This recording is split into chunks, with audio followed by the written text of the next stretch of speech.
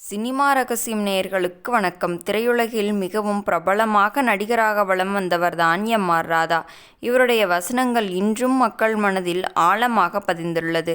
இரத்த கண்ணீர் படத்தில் எம்.ஆர். ராதா பேசிய வசனங்கள் அனைத்தும் இன்றும் மக்களை வியப்பில் ஆழ்த்தும். இப்படி தன் திறமையால் உயர்ந்த எம்.ஆர். ராதா கடந்த 1967ஆம் ஆண்டு அரசியல் கருத்து வேறுபாடு காரணமாக நடிகர் எம்.ஜி.ஆரை சுட்டுக்கொண்டு தானும் சுட்டுக்கொண்டார்.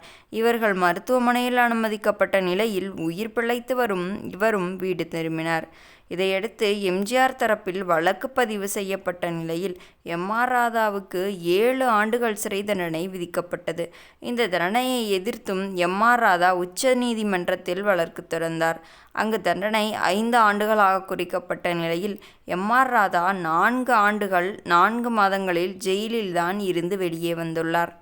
இந்நிலையில் எம்.ஜி.ஆர். ராதா யாரையும் சுடுவதற்கு துப்பாக்கி பயிற்சி எடுத்தார் என்பதை பற்றி தெரிந்து கொள்ளலாம். இழந்த காதல் என்ற நாடகத்தில் ஜெகதீஷ் என்ற கதாபாத்திரத்தில் எம்.ஆர். ராதா நடிக்கிறார். இவருடைய நடிப்பிற்கு ரசிகர்கள் ஆரவாரம் செய்கின்றனர். அந்த நாடகத்தை படமாக்க வேண்டும் என்று கலைவாணர் என்.எஸ். கிருஷ்ணன் முடிவெடுக்கிறார். அதன் பின்னர் நாடகத்தின் உரிமையாளரிடம் இந்த வேடத்தில் இனிமேல் எம்.ஆர். ராதாவை நடிக்க வைக்க வேண்டாம், வேறு சிலரை நடிக்க வையுங்கள் என்று கலைவாணர் கூறியுள்ளார். ஒரு நாள் எம்.ஆர். ராதா அறையில் அமர்ந்திருந்த போது திடீரென கதவை திறந்து கொண்டு வந்த என்.எஸ். கிருஷ்ணன், என்னை சுடுவதற்காக துப்பாக்கி பயிற்சி எடுத்துக்கொள்கிறாயாம், இப்போது நேரில் வந்துள்ளேன், சுடு என்னை என்று எம்.ஆர். ராதாவிடம் கூறியுள்ளார். இந்த இடத்தில் என்.எஸ். கிருஷ்ணனை எதிர்பார்க்காத எம்.ஆர். ராதா பதறிப்போய்விட்டாராம். அவரை பார்த்து என்.எஸ். கிருஷ்ணன் சொன்னாராம், நான் எடுக்கப் போகும் படத்தில் உனக்கு வேஷம் தரமாட்டேன் என்றுதானே நினைத்தாயே?